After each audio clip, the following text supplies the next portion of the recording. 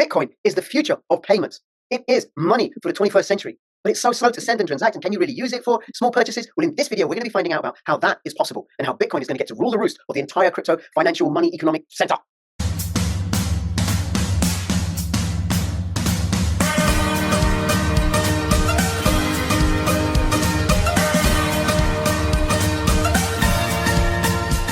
But if you decide that you want to preserve your privacy and make sure all the data that goes in and out of your computer is encrypted, then check out NordVPN. My affiliate link will give you something like a 2/3 discount on some of their packages. The Keystone wallet is the wallet that you want to be using to keep your crypto safe. Whether you are a Bitcoin maxi or an altcoin lover, it is perfect for you. Easy to use, 3 secure elements, it can support thousands of coins and tokens, and integrates easily with MetaMask, Kepler, and dozens of other extension wallets. Get one now to keep your crypto safe and secure. Go to bit.ly/CryptoRichKeystone. Hi, everybody, this is Crypto Rich, working with you to get rich with crypto, filling our pockets with crypto profits. I'm joined by 2 of the team from Musket.tech, and we're going to find out about what they're doing that makes Bitcoin so usable and user-friendly. Now, before I introduce them, please subscribe, follow me on Twitter, CryptoRichYT, join my official Telegram announcements channel. I shall link to that in the description below. And if you're watching this on YouTube, you know I'm censored on and shadow banned on YouTube, so come and support my work on bit.ly/CryptoRich3Speak, bit.ly/CryptoRichOdyssey, and bit.ly/CryptoRichRumble, which still isn't up there yet, but you can find me on Rumble. Okay, hey Musket Rich. I mean, you're not really Musket Rich in real life, but you're distinct from Crypto Rich. Hi Rich, thank you so much for making yourself available, and thank you to you too, David. And you are both involved with a project called Musket.tech. Okay, do you want to say what your roles are, and then we can go into what Musket.tech is all about? Absolutely. Great to be here. Thanks for the invite, Rich. So my name's David. I'm the founder and CEO of Musket. Hi, I'm Rich. Musket Rich, not Crypto Rich. And I'm the CTO of Musket. Okay, so you do all the technical stuff and then you oversee and you came up with the idea, right? Okay, so what is Musket? So, very good question. Basically, Musket is a payments business, but our focus is very much Bitcoin payments and making sure that Bitcoin is usable every day by businesses, by individuals.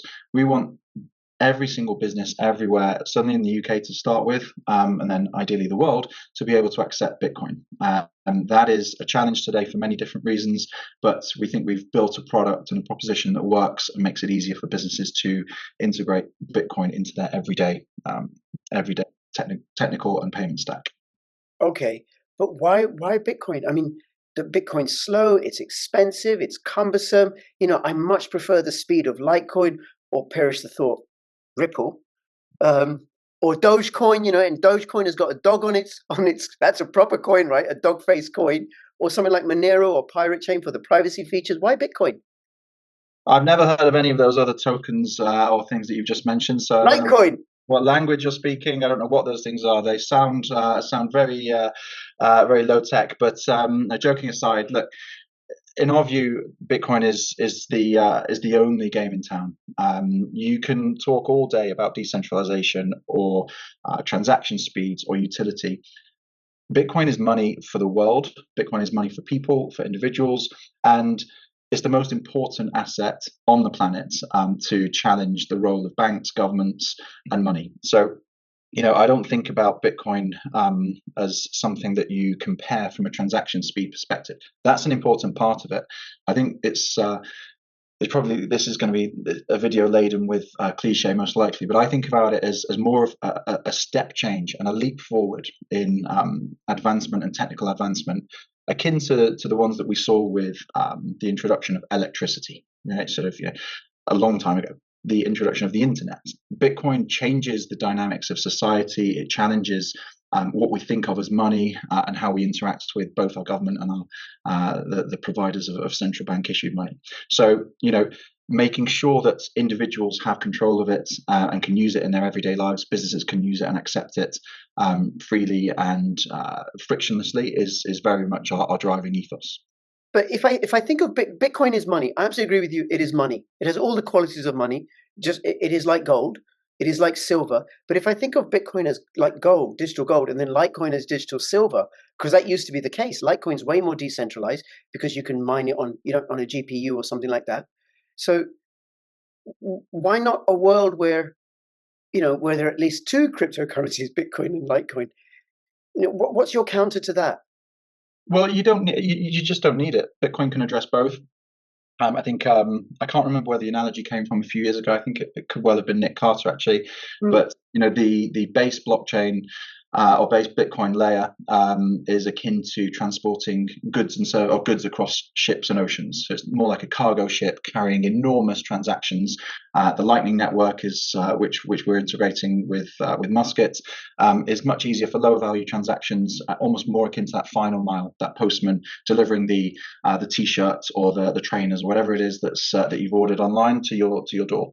So you don't need Litecoin. You don't need any other blockchains to do it. If you start replicating a bimetallic standard or other things, then you're just introducing complexity where it's not needed. And there are challenges with the Lightning Network. It's hard to use in some ways, but money, the big sort of challenge that Bitcoin addresses, in our view, is the role of money in society. And Litecoin and any other token doesn't get anywhere near to doing that. There was a time, sort of, I think around about 2015, 2016, when there was this notion that maybe that's how we scale in the broader digital asset space. Bitcoin, it was starting to become cumbersome and taking too long to make transactions. And I think that's when you saw the start of the block size debate and discussion start to rear its head, and could we have a different asset? But with the introduction of the Lightning Network, I think that changed everything, and we have a solution that works, and it's very viable and serves the exact purpose of making small transactions very feasible. I think just on your analogy, there isn't a successful case you can point to in history where a bimetallic standard was successful. Right. One of them always wins out. Yes. Yeah, because one of them is always better money than the other one. Precisely. And that one has always been gold. Yeah. Yeah, absolutely. And the country that stuck to silver, you can look at China, or you can look at what happened to, China's a perfect example where they stayed on the silver standard, and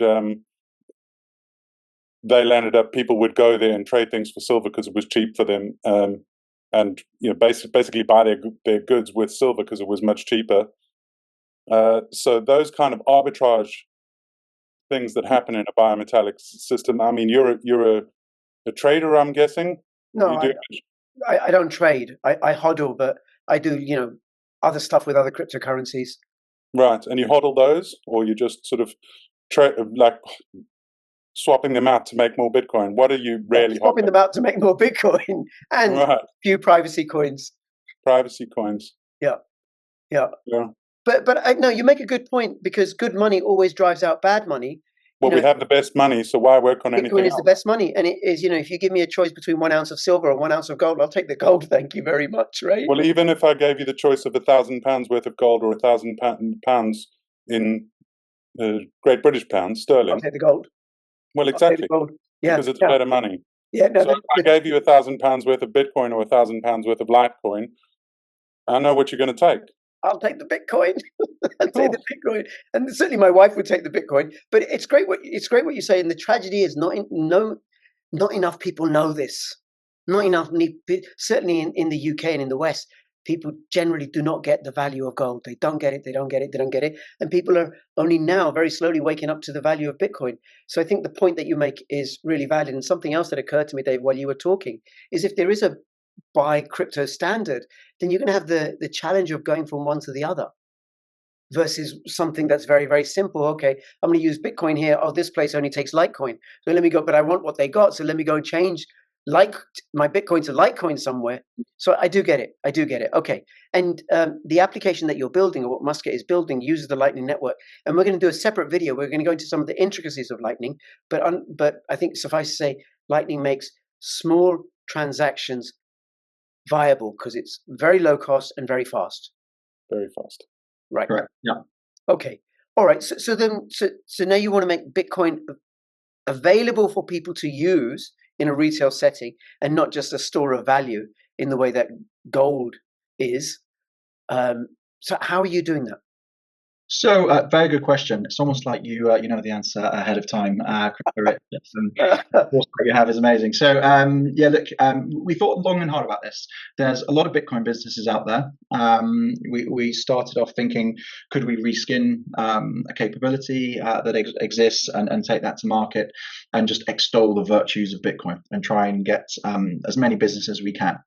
But you still have friction. You know, the big thing that we looked at in the market is if a retailer or a merchant says, yes, I'd like to sell my goods and services in Bitcoin, they still have a problem of how. You're perhaps an absent owner. You're an owner-operated business, maybe a coffee shop, a restaurant, but you're not always there. Training the staff and making sure that they always have the device available or access to the account, that it's charged, that they know exactly how to sort of receive payment in Bitcoin, if they're not present, is a challenge, and it remains a challenge. So what we thought about is, okay, Bitcoin is the driving focus here, but actually what we need to do is meet merchants where they are. So we sort of, again, took about 6 months to go through the plan and the strategy to figure out what we needed was a device that can replace the entire payment stack. So we have, I'll show it here. This is our payment device. Slightly blurred, but it can be seen on the website, right? And I'll link to that in the description. Yeah. So the payment device, it's as you would. Does it look like a normal credit card device where I tap my card? Exactly right. It's exactly right. It caters for debit card, credit card, MasterCard, Visa, Amex. And on the front of the screen there, you can see there's two options: pay in Bitcoin or pay by card. And so if you is it your own bespoke device, or you've just programmed it? No, so it's not our bespoke device; it's a market device, but it's our bespoke technology that we built inside it. Right. Or certainly on the Bitcoin stack. From a payments perspective, yeah, we partnered with a payments provider, and we can therefore process everything through a single device. So that is, as I said, debit, credit, contactless, Visa, MasterCard, Amex, and then if you click Pay by Bitcoin, you're coming through the Musket rails, which is fully decentralized, so that's the transaction goes directly from the customer to the merchant. We provide the rails, but we don't interject in the and have any role in the actual transaction itself. So it's a fully self-custodial solution. So the merchants receive the Bitcoin. They have an option to receive pounds, so they can still take our terminal and offer pay by Bitcoin, but receive pounds, and we'll liquidate that in the back end for them.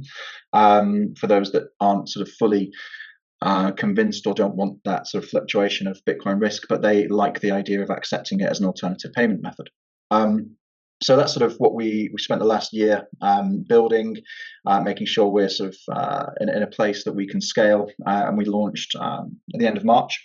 So just a couple of weeks ago, and now we're in that phase where we're just starting to put turn the afterburners on in terms of sales and bringing as many merchants as we can on board. And as I said, beginning of this sort of little monologue, the idea is that we replace the full stack. So it's not just about inserting Bitcoin, it's making it easy for cashiers in their day-to-day lives using a device that they feel comfortable with, that they're familiar with, and just keying in that amount, and customers can then pay with card or Bitcoin as they see fit. Okay, then some questions. So for the retailer, how do they price the Bitcoin there and then in the moment? Because the price goes like this. Yeah, we get the price. Currently, we're taking the price of a bunch of exchanges and taking the mean of those. And so you work that out yourself. It's not like you go to CoinGecko and use their price feed or something. We go to a bunch of exchanges, including CoinGecko. I don't have the list in front of me, right? But we go to a bunch of exchanges that have open APIs. Mm-hmm. We get the price at that particular point, and then do the conversion at that time, so we know the conversion. And then, if the price goes up and the merchant is holding on to their own Bitcoin, then they'll end up with more pounds for the product they sold later on. Okay, and then what happens in the back end? How do you if the merchant wants pounds? What happens in the back end, and where's the Bitcoin? And can I get that, please? If the merchant doesn't want it. Yeah, that would be lovely. I'd really like a way for you and I to be able to say to the merchant, don't sell that on the exchange. We'll have it ourselves. Just don't tell anybody. That's right. Just gift it to us. Yeah, we do have an exchange partner, right. Who we're busy developing the capacity to do this at the moment, whereby essentially the customer will pay straight to the exchange partner in the merchant's account, and that'll go straight into British pounds. Right. And if the merchant, a clever merchant, wants to keep the Bitcoin as Bitcoin, then I suppose they have their own custodial wallet. It's that what we do in that case is we spin up a Lightning node in the cloud for that merchant, and they are the only ones with their keys for that. Right. And then they can... They are in complete control of their money. Musket can't take it away, and neither can anybody else. Okay. And then how do they work out all the accounting and everything? And, if they want to buy goods and services and pay their employees? Well, at the moment, from other businesses that are accepting Bitcoin, we're looking at between 1% and 5% of their sales going through in Bitcoin. But what businesses are saying they're finding is that 1% and 5% is not a switchover of their currencies. It's an increase, because you know how Bitcoin maxis are. They're fanatical, and they'll go to a shop that is accepting Bitcoin, and they'll go there specifically, and they'll go pay. So it's an increase in sales for them. And the way the merchants that we spoke to, we're speaking specifically to the ones at the moment who are already Bitcoiners as well. Mm-hmm. And for them, it's basically like a 1% to 5% DCA of their balance sheet onto their treasury of Bitcoin. So they can afford to still pay their bills and pay their staff with the pounds that they're taking. This is a small percentage at the moment, but they're able to save and beat inflation with a small percent of their sales and put it straight onto their treasury. Okay. And I think there's sort of an addition there. I think you were also getting at was the sort of tax and reporting side of it. And I think within our system, as we do that exchange, what we're doing is documenting and date and time stamping the transaction, the Sats value, so the Bitcoin value, and the equivalent GBP value at that point of transaction. That then the merchant has got a record of how much Bitcoin they took, at what GBP value, and then they can download that and hand that over to their accountant. And if they at some point, let's say they held on to the Bitcoin that they received for a year, it had gone up 500% in that time, then the accountant can figure out the taxable exposure if at that point they'd cashed in those that Bitcoin and used it for paying salaries or whatever costs they needed to. Ideally, what we'd love to sort of try and drive and see happening is almost a circular Bitcoin economy where restaurants, merchants, businesses are accepting funds in Bitcoin and then paying other merchants, hopefully because they've introduced us on a referral, and we now have sort of cornered the market, and then we're sort of driving wine producers and meat producers and ice cream producers, and they're all sort of selling and buying from one another in Bitcoin. So I think we give the toolkit, the data points that they need to be able to calculate that accounting and reporting exposure. We don't do it for them. Maybe that's something we could integrate and build in future, but it should be reasonably straightforward. Right. Okay. And then where do you make your cut? Because you're not a charity. Good question. So look, we are. It's an interesting one that we sort of grapple with. We are very much a Bitcoin business. However, 90% plus of our revenue comes from traditional fiat payments. Now, we hope that changes over time. We hope that slider moves towards the Bitcoin side as more and more people use Bitcoin and Lightning and transact in it. But we take a fee on transactions for debit, credit card, contactless payments, and we do on Bitcoin Lightning as well. So the Lightning fee is 1%. Our cost base on that is about 0.5%. So it's that there's submarine swaps and liquidity and other things. I believe all this is on our website, but essentially it's quite interesting. A lot of people think that Lightning is free.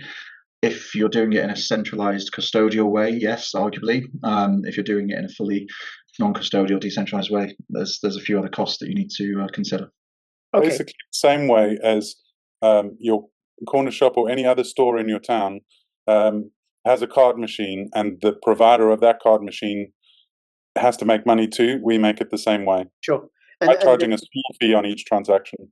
Yeah, but I think the MasterCard and Visa, they charge larger percentage fees than you do for their payments. I think No, so we have an interchange plus model. So for debit card, credit card, we effectively pass through the cost that we're charged by the schemes and the card issuers, add a small margin on top for the provision of our wraparound services, and there you go.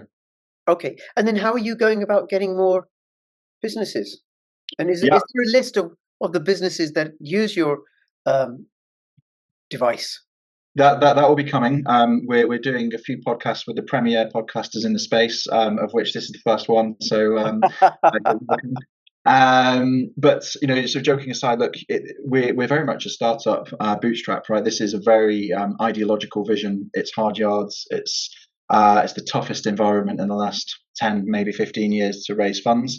So getting that VC and angel investment has been very hard. We've almost completed our round at the moment. So once that's done in most likely April, May time, we'll be recruiting some salespeople. So one of the founding team as well, who's not on the call with us, Jeremy, is prolific. I've never met a man who's more prolific at convincing individuals and businesses that they need to accept Bitcoin. But he's going to be running our field sales team, and we have a couple of partnerships sort of in the works as well. So really, we've done the hard yards in defining what the proposition is, building the proposition. Now it's about incremental improvement, making sure it's a slick, market leading and global leading product. Not just the fact that it can process payments, but the moment that your first interaction with Musket takes place through to the post sale analytics and reporting suite that we provide. So we've got a lot of work to do on the product and development roadmap, but then in the near term, certainly the next 6 months, hardcore selling. So if you know any businesses crypto rich, then give us a shout, because we are open for business. Okay, all right. And then the other side of that is having retail users. Because how would I go to one of your places that accepts uses your app? What you would do is you would have to, and I know this might sound a bit sacrilegious, but you would have to withdraw some of your Bitcoin out of cold storage and put it into Lightning. Stop. Oh my God. No, leave your Bitcoin in cold storage. Leave it there. Just sell all of your other assets that you've got. Yeah. Shame on you, Musket Rich. Sorry, carry on, please. Yeah, you would download a Bitcoin Lightning wallet from the App Store or the Google Play Store for whichever device you have, and load your Bitcoin onto it, and then you can just pay with Lightning in the store, and it's the speed of light. It's instant. Okay, all right. Then we'll get into Lightning Network and Lightning wallets in the other video. We'll talk about that. And I feel like such a a dinosaur, because for mobile payments and going around, I use Exodus. But that seems like that must be a really, really old technology, given what you're talking about, because that doesn't have that Lightning Network payments. Okay, all right. Now I'm going to ask you a very mischievous question. So, are you launching a token to fund this? God, no. He said what he said. He said, take the Bitcoin out of my hardware wallet. I think I could ask if you're going to raise a token. I think it's only fair. No, David's wrong. We are raising a token. We're selling shares in the company, and you can invest in our company if you want to. If you want a good return, that's what we're doing at the moment. Oh, you're really going to do a stock issue? Well, we're not publicly. It's a private company at the moment. Right. And if someone's interested in owning shares, investing, they should reach out. They should reach out. Okay. Well, and I'll have the links in the description below if people want to find out. So that's our token. It's our company. Yes. Well, okay. That was a derivative, not a proper crypto. But never mind. Listen, there's two tokens that we'll use on the platform. One is Bitcoin, and the other one is a shitcoin called GBP. Right? There's two. That's it. Okay. Very good. Okay. Anything else you guys want to say before we finish up? Look, no, I think this is a really useful use of time and great to chat. I think the key message is we're fighting a tough battle here in the UK. Hopefully we can move beyond UK shores soon and take Musket to international markets. But we firmly believe that Bitcoin is the most valuable asset. It addresses the most difficult problems when it comes to money. So that's why we're only focusing on Bitcoin, and we think, the future both for Bitcoin and the Lightning Network is going to be exceptional. So the more businesses that accept it, the sooner the better. So if there's anyone that you know, if there's any introductions you want to make, please reach out. I'd love to talk, both from a business perspective, but also if what we've said, if you've got a skill set and you're looking to move into this place, there's a point in a few months hopefully where our growth journey starts to take off, and we have a few recruitment spaces. So fingers crossed, be active in the labour market as well. So anyone that wants to join, reach out.